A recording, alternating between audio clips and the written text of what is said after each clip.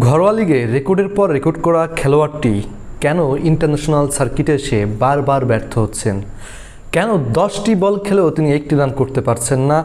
কেন সিঙ্গেল ডিজিটের কোটাই পার হতে পারছেন না ক্রিকেটারটি?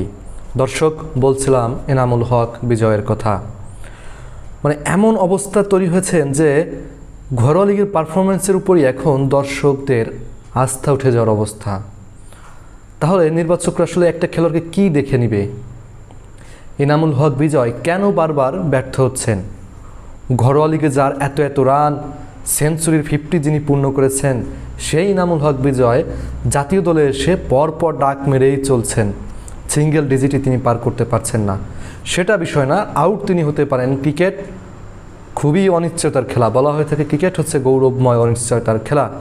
এখানে আপনি প্রথম বলেও আউট হয়ে যেতে পারেন, আবার একটা বড় ইনিংসও খেলতে পারেন। তো সেটা বিষয় না, বিষয় হচ্ছে এনামুল হক বিজয়ের অ্যাপ্রোচ নিয়ে। কিভাবে তিনি আউট হচ্ছেন, কোন বলগুলোয় তিনি আউট হচ্ছেন, মাঠে নেমে তিনি আসলে কিভাবে খেলছেন। এই ভদ্রলোক নিয়ে অনেক অভিযোগ আছে। রানিং বিটুইন দ্য উইকেটে তিনি খুবই দুর্বল। এছাড়া সবচেয়ে চোখে পড়ার যে বিষয়টা, কোয়ালিটি বোলিংয়ের সামনে তিনি দাঁড়াতে পারেন না। তার এই যে বারবার আউট হয়ে যায়, আপনারা যদি একটু ভালো করে দেখেন তাহলে দেখবেন চতুর্থ স্টাম্পে বল দিলেই এই এনামুল হক বিজয় যদি একটু কোয়ালিটি বোলিং বল করে থাকে তাহলে তিনি আউট হয়ে যান। কেন আউট হয়ে যান? এইখানেই হচ্ছে কথা। দেখুন, বাংলাদেশের ঘরোয়া লিগে আমরা কিন্তু খুব বেশি কোয়ালিটি বলার দেখি না।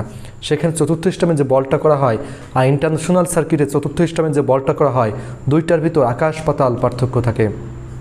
আপনার এখানে একটা বলার আউটসুইং যেভাবে করায় সেটা কিন্তু ঘরোয়া লিগে খুব বেশি ফেস করতে হয় না এনামুল হক বিজয়কে।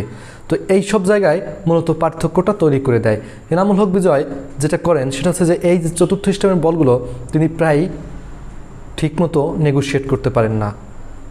আপনারা যদি খেয়াল করেন এই টেস্টেই, আজকে আমি যখন ভিডিওটা তৈরি করতেছি, শ্রীলঙ্কার সাথে এই দ্বিতীয় টেস্টে তিনি দুইবার একবারে দেখলাম, একবার কিপারের কাছে দিলেন, একবার স্লিপে দিলেন ক্যাচ।